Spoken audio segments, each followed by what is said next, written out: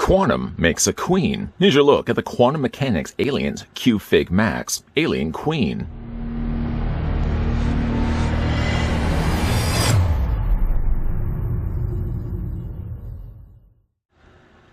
The Alien Queen is a true apex predator of the galaxy, and the head of the Xenomorph caste colony. She's larger, more heavily armored, and responsible for all those little facehuggers just waiting to latch onto unsuspecting hosts, and she's none too happy about Ripley destroying all her eggs.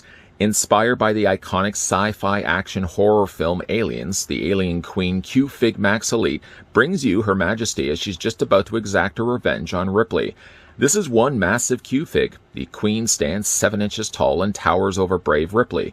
Her barbed tail nearly wraps around the entirety of the starship-themed diorama base, and her razor-sharp teeth are ready to sever, well, anything.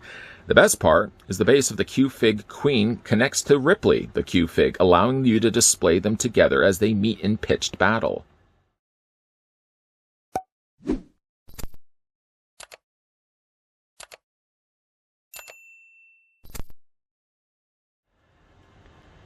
Now then, before we get a closer look at the Q-Fig Max Elite of the Alien Queen, I draw everyone's attention to the object that I've now brought into the middle of the frame. This is my laser tape measure, and it helps me to be able to provide you guys the necessary details of just how tall these figures actually stand. So I'm going to go ahead and do this. Pardon my hairy arm, by the way. We're going to measure it to the highest point that seems to be the crest there, and we're going to stop the tape measure right there. If I am reading this correctly, it's reading right, man. Joke never gets old. You're looking, though, at the Q-Fig Max Elite of the Alien Queen standing 7.066 inches, or just, we'll say, 7 inches. Switching that over, though, to centimeters, the Q-Fig Max Elite of the Alien Queen is about 18 centimeters, 17.9 to be exact. Once again, a big thank you to the folks over at Quantum Mechanix that provided the sample of the Q-Fig Max Elite Alien Queen that we could have a look at in this review. For the purpose of showing its size, and for the fact that the display base is attached together, I'm going to move over the Queen that we're about to look at, and we're going to bring in the Power Loader Q-Fig of Ellen Ripley that we looked at in a previous review. Not only does it give you a good size idea of how much bigger the Queen is, I may have even increased her size just a little bit more, but the base is also attached together, and I think that's a really neat touch that they did on their part. Now, I'm going to do this certainly closer in a second, but I just want to show you, just from a quick glance, you basically take the bases and you have them facing with one another. And this claw point, the opening of the claw that we looked at in the Power Loader, and I was certain that attached to something on the Queen, it actually grabs almost around her arm. So you want to kind of line it up based on that. Bring the two bases together, and it also helps to then line the flooring up as well. And you've got two mortal, somewhat mortal adversaries in heated combat. And boy, does that ever look nice. Of course, it's a little harder to see it from a distance like this, so I'm going to pick the two pieces up, and I want to show you guys up close and personal what it looks like. For starters, connecting them like this, you can see it connects the floor grating of the interior of the spaceship together, and it gives you a nice finished piece.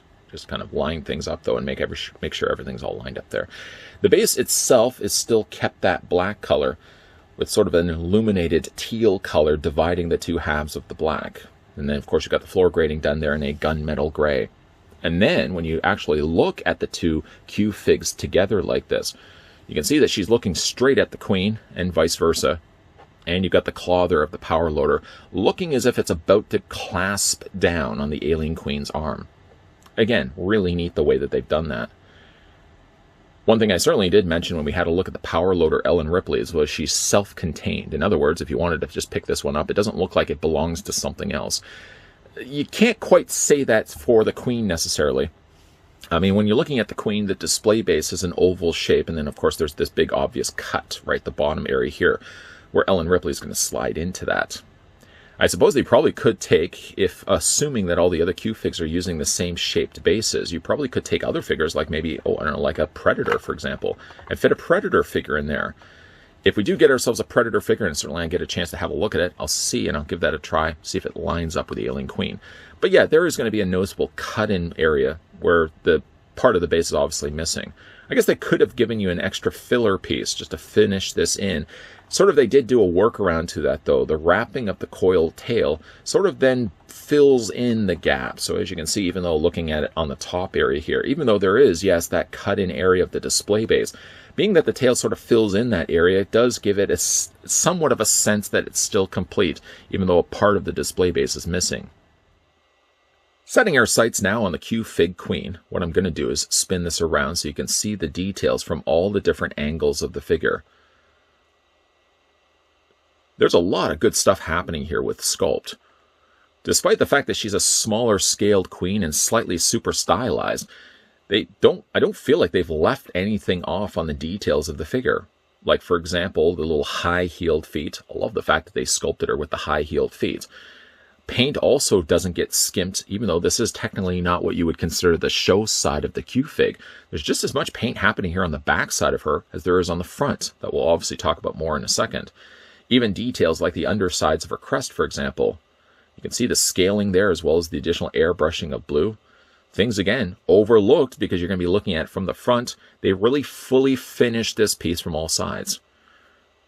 Now, of course, as Julia Child would say, this is the public side. This is the side I'm sure that most people are probably going to be wanting to show. And boy, is she an intimidating-looking queen.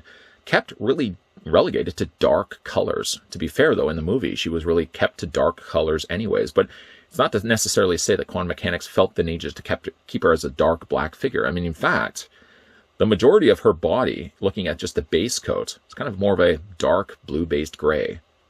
Almost even borderlining black. But then on top of that, boy, do you ever get all this nice additional airbrushing that they've added on top of it. And that's everywhere, too. Every place that really has the dark colors get then on top of this additional airbrushing. You can see it all over her body there as well. I just love the way that they've handled the top of her crest. I don't know if it's just me, but does that look a little bit like a bat head? The ears, the eyes, nose, mouth? Maybe it's just me. It looks like a smiling bat to me. And, of course, if you guys want to see it, that's what her face looks like, or at least her mouth of the head looks like. A nice little touch of detail is the fact that they did put the smaller mouth on the inside. Though for obvious reasons, because this is just a stacktioned piece, the mouth doesn't actually pop out. You can see there's some additional slime that they put around the mouth area, which perhaps could be the one thing that I would talk about as something I would change on this. I don't mind the fact that they did add the slime, but it kind of comes across more like she just finished brushing her teeth and she needs to rinse her mouth out. I don't know if I would have gone the dark gray color that they ended up going with. It's appreciated the fact that they did add the slime to her mouth, but I feel like going the white coloring like this is maybe too dark. If they could have only either done this in a translucent color, although again, that's probably all the same mold, so that would be a little bit more difficult, or maybe you'd gone with a really, really light green. I think probably would have worked a little bit better than going with the gray. She's primarily or I shouldn't say primarily, she's all made of a softer plastic.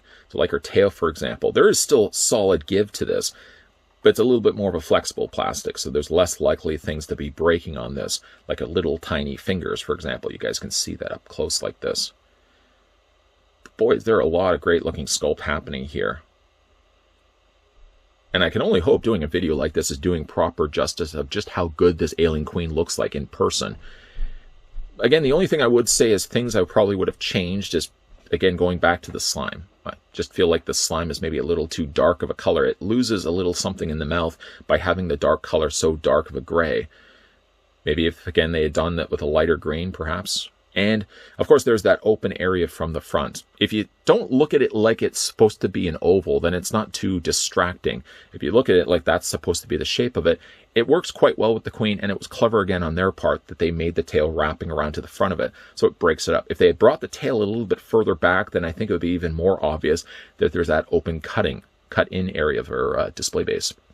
And again, the one thing about this queen is you can either display her on her own, or again, if you want to already have the Ellen Ripley or planning to pick up the Ellen Ripley, then again, you're just basically going to line the two pieces up, get it basically around where the arm is, and then just connect the two pieces together. They don't connect as they just sort of line the shapes up.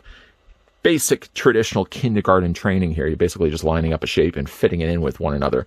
And you've got yourself quite the nice diorama piece. It's not to say, like I said with Ellen Ripley, that the queen has to be picked up as an accompanying piece to Ellen Ripley. I don't think that's the case. I mean, even if you had her displayed on her own, I think she looks really nice. And again, like the shape, the cut-in area of the display base doesn't really bother me because the way that they've put that tail further out like this. Again, it only really benefits by picking up the Ellen Ripley that you can connect the two together. But if you're somebody that's just looking to pick up the queen on her own, she's a great looking figure to be picking up and putting on display. If you head on over to Quantum Mechanix website, don't worry, I'll provide the link down below in the video description. You'll see that the Alien Queen Q-Fig Max Elite currently shows as coming soon. So in other words, she's not out yet. The price point for her is going to be $49.95. She's going to be a little bit more expensive than your regular Q-Figs, simply because she's a lot bigger, and she falls into that category of Q-Fig Max Elite, being bigger Q-Figs. Technically, even when we looked at power loader Ellen Ripley was also a Q-Fig Elite. Again, a little bit bigger than your regular Q-Figs. For the price point, I think you're getting a nice looking queen if you like the more stylized designs.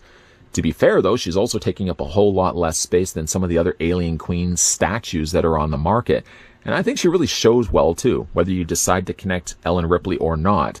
If you don't mind the fact that there's that little cut-in area on the front of the display base, one thing at least I like that they did was they did panel line that teal-colored green, actually on the inside of that little cutaway, too. So it looks like it's intentional. It looks like it's supposed to be there. The only thing I would say, though, about the Alien Queen is that frothy foam that they put around her mouth. I get the fact it's supposed to be like slime, but I probably would have either gone translucent, or I probably would have painted that like maybe a light green color instead of the gray. It kind of looks a little too frothy for my liking.